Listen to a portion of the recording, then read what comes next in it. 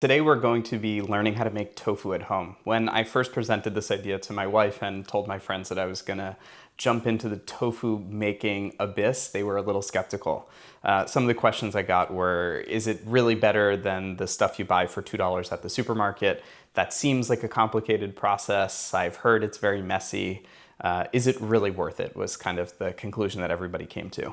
And to be honest, I was sort of on that bandwagon as well, until I made the first batch at home and everyone was kind of blown away. It's so fresh and nutty. It has this very different texture than what you buy in the supermarket, and I can tell you it was certainly worth it.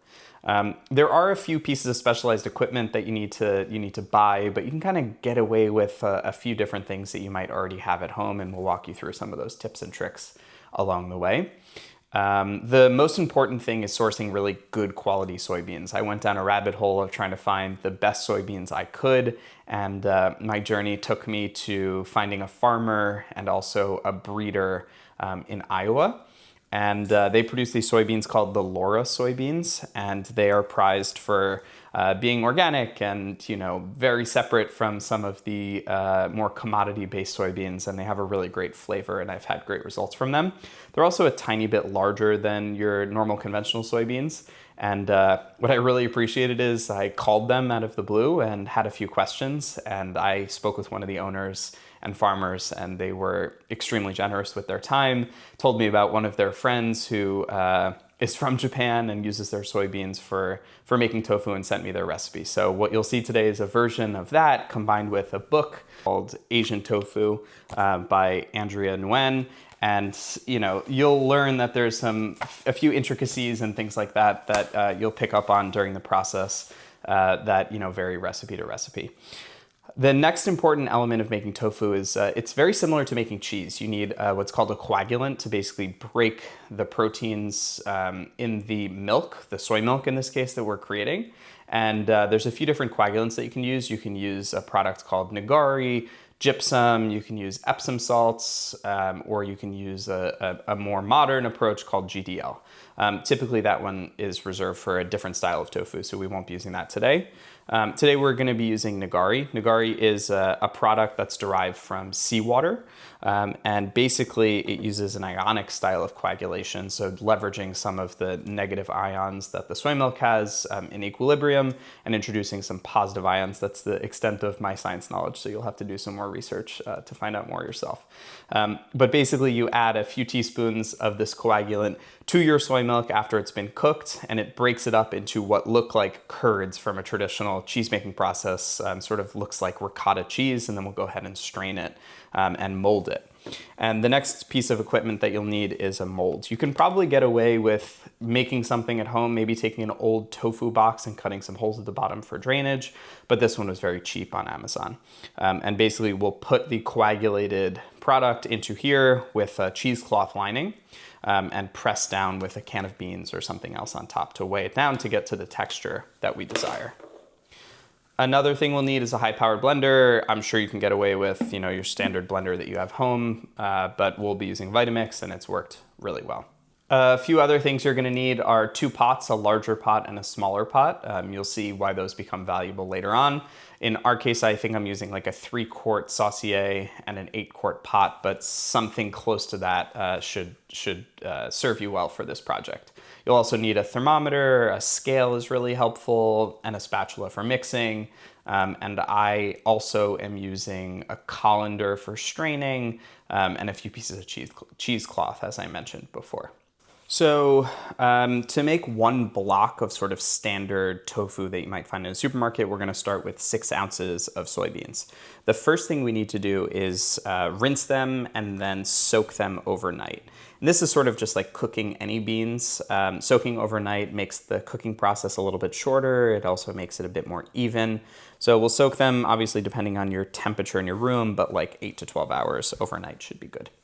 Once we do that, we want to dispose of the soaking water and just give them another quick rinse as well.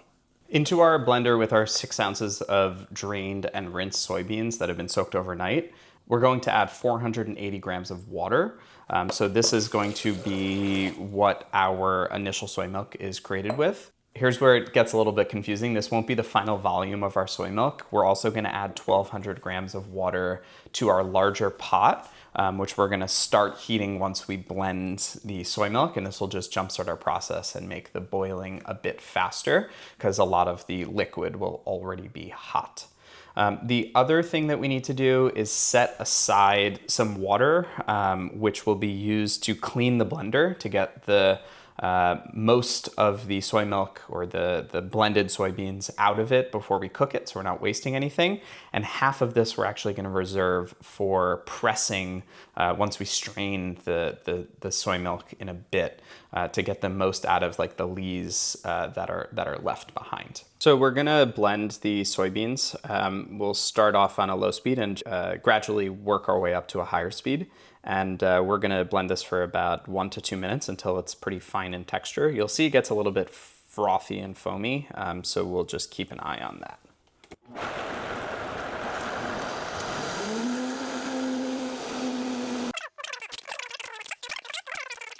I'm gonna go ahead and pour our blended liquid into the pot that's being preheated with the 1,200 grams of water. And we're just gonna pour this into here. And you can of course use a spatula, but I've found that the easiest thing to do is to take half of our remaining water and pour a little bit in here into the blender. And that way you can get out the majority of the leftover pulp. Now we have all of our liquid combined into the pot, and we were at high heat. We're gonna turn it down to about medium high heat. You'll see that it's gonna get a little bit frothy and foamy, but that's what I'm gonna call phantom foam. What we're trying to do here is actually bring this entire liquid up to a boil, and then we'll know it's done because you'll be able to stick a thermometer in here and it'll reach boiling, 100 degrees Celsius or 212 Fahrenheit. And at that point, it will sort of raise a foam like the head of a beer if a glass is not properly cleaned, or if you pour a beer too hard into a glass or a pint glass. So currently you'll see that there is some foam at the top, but this is just the foam from the blending process. What we want is the entire 1-inch top of this mixture to sort of raise, and that only happens when the liquid is boiling. So after we do this, we're gonna do our strain. We're gonna pull out the pulp, and then we're gonna have to recook that liquid to render out some of the lectins, which make the soy milk a bit harder to digest. And that's the first part of our process, and then at that point we'll have a soy milk. So again, we wanna be constantly stirring, but let's show you what that foam looks like. So it's starting to get significantly thicker and rising as we come up to temperature. And you can see here how much thicker and denser it is at the top. And it's rising as we speak here. All right, so we're gonna go ahead and cut the heat. And then we are going to begin our straining process. So we have a colander or a sieve inside of a large container. In this case, it's a Cambro that can hold up to 4 liters, just a plastic container, but you could use a bowl as well. And we are going to strain it through a few layers of cheesecloth. So we'll go ahead and start that process. And the cheesecloth is going to hold back the solids. So there's a few reasons that we do this before we're actually done making the soy milk. The reason we want to strain this is to pull out a lot of the solids. As I mentioned, soy milk foams up a lot. As a result, we want to get rid of the solids before we do our second cook to make the soy milk drinkable. But if we didn't do this, there would be so much foaming, it would be a huge mess. Another reason we strain before the final cook is that this leftover mixture, which is called okara, it's what I call the lees. It's really the soybean fiber and the pulp. It's quite dense, so if we didn't do this at this point, it would be extremely dense in the pot and might burn really easily at the bottom during our longer cook. Once most of the straining has been completed, again, this is a really hot liquid, so we want to be careful here, but we're going to start pressing on the okara, or the pulp that's left behind. There's still going to be a ton of liquid left in here. So what I recommend doing is sort of pulling your cheesecloth or nut milk bag from the corners, so you have like a nice, neat little package and start pressing on it. The goal here is to end up with about 2 liters of soy milk. You'll be surprised how much liquid is actually still retained by the pulp. And we're gonna sort of ball it together and wring it out slowly. And I find the easiest thing to use is sort of a silicone spatula and to press slowly onto the pulp to extract as much of the liquid as possible. And then once you feel comfortable that you've gotten most of the liquid out, what we're gonna do is take the remainder of our water that we set aside, open this package back up, pour it in to extract as much of the soy milk as possible from the liquid that we can. Sort of like doing a second steep with a tea bag, or pouring in your second pour for pour over, just trying to extract as much of the soluble material as possible. So we'll go ahead and keep pushing this, and then we're gonna boil for the second time. Then we'll coagulate, we'll press, and then we'll have our finished product. At this point, we've poured our soy milk into our smaller pot. As long as there's about an inch of clearance at the top of your pot, and you're watching carefully, that should be good enough. The next thing we're going to do here is constantly stir again. You don't need to be watching it like a hawk, but every 30, 45, 50 seconds, come back and give it a quick stir. And again, that's just to ensure that we don't have any burning or sticking on the sides. What we're watching for here is this liquid needs to be brought back up to a boil and then cooked for about 15 to 20 minutes. The purpose of this secondary cook is to get rid of any of the lectins, or as many of them as possible. And the lectins just could make this a bit harder to digest. So I encourage you to look up and determine what you feel most comfortable with. But in our case, we're gonna boil it for 20 minutes once it reaches that boiling point. So we won't start that timer until we know that the liquid is boiling. This is a little bit of a vigorous boil, so we're gonna turn down the temperature, but we wanna make sure that we still maintain 212 degrees. So we're gonna turn it down a touch and set our timer for 20 minutes. At this point, constantly stirring. You can see as it's cooking, the tofu skins appear on the surface. And you definitely wanna take them out because it will interfere with our coagulation later on. We want as clean of a milk as possible. Now we're gonna make our coagulant mixture. So we have half a cup of water here, and to it we're gonna add 2 teaspoons of our nigari. And this is just gonna make it a bit easier to incorporate into our finished soy milk as we are making the tofu. Because it's a little bit less concentrated, you'll be able to pour it around a bit easier. So we've now finished our cooking process. This soy milk is now ready to consume, but we are going to take it one step further and turn it into tofu. So from here, we need to cool it down until it gets to about 175 degrees. That's when the coagulant that we're using works best.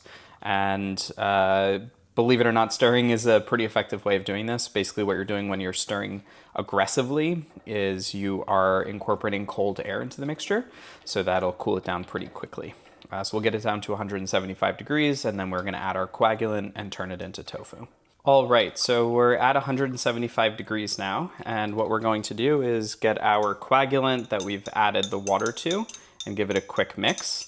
And we're gonna add this in 3 doses. So the first thing you're gonna do is rev up the liquid, and while stirring, pour in about 1/3 of the coagulant, maybe a tiny bit more. And then we are going to make sure it's thoroughly incorporated and stop pouring and stop stirring also. We're now, once the first addition is complete, we're going to add another 1/3 to the top of the mixture. We are not gonna touch it, and we are going to put a lid on it, and we're gonna set a timer for 3 minutes. Our 3 minutes is up, so we're gonna give our remaining 1/3 of our coagulant a mix. We're gonna remove the lid, and you start to see that the mixture is beginning to coagulate, and we're gonna pour the rest on top. What we're now gonna do is take our spatula, and about 1/2 inch into the liquid, we are going to stir in the remaining coagulant. We are now going to make sure we get all the edges here as well. Cover this again and wait another 3 minutes. I know this part happens fast and it's a little confusing, but we're doing 3 additions of coagulant. You have your finished soy milk. It's reached 175 degrees if you're using nigari. We then add 1/3 of the coagulant in. We give it a really good stir to ensure that it's fully incorporated. We then add another 1/3 to the top layer. We cover it and wait 3 minutes. We then uncover it, pour the remaining 1/3 of the coagulant in, Give it about a stir just for the top half inch of the beginning to coagulate soy milk, and then we cover it again and wait 3 minutes, and you'll see what happens once that 3 minutes is up. It's pretty cool. Our soy milk is fully coagulated. Now it's time to get it into our mold. The best way I have found to do this is by taking a fine mesh strainer and a ladle. And basically what you're going to want to do is put the strainer into the curdled milk. And what you'll do is get the whey inside of the strainer and then take your ladle and pour it off. And this is just going to make it a bit easier for us to get just the curds into the tofu mold. This is what we're left with. It sort of resembles ricotta cheese. Now we're gonna carefully spoon it into the mold that we have prepared right here. So now that most of the whey is removed, this will be a bit of a cleaner process. We're going to spoon the pre-molded tofu, so the curds, into our mold here.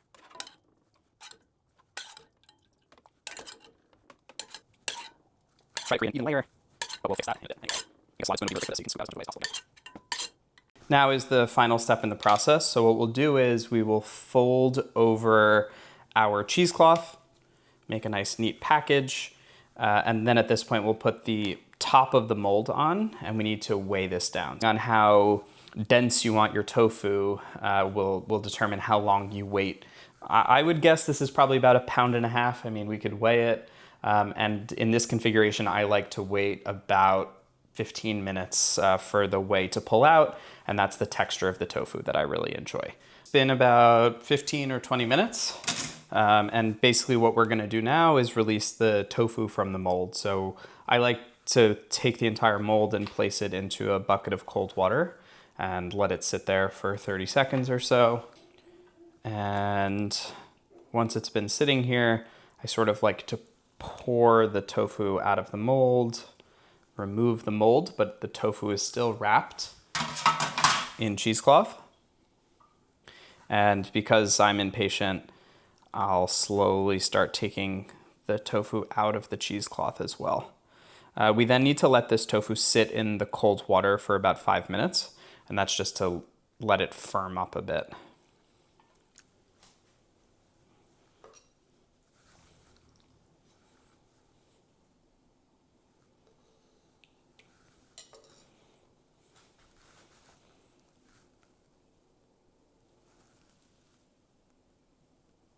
That's it. Here we have our finished tofu. You can use this just like you would any other tofu. Personally, I think it's best simple with a little bit of chili crisp or chili oil. The flavor is a little different from store-bought tofu. It has this like nutty character without being grassy. The texture is perfect. It crumbles in a very different way, sort of larger pieces. I couldn't recommend making tofu at home more, but make sure you clean your pot right when you're done, or this whole process becomes a lot more complicated and less enjoyable. Enjoy. Let me know how you use your tofu after you make it at home.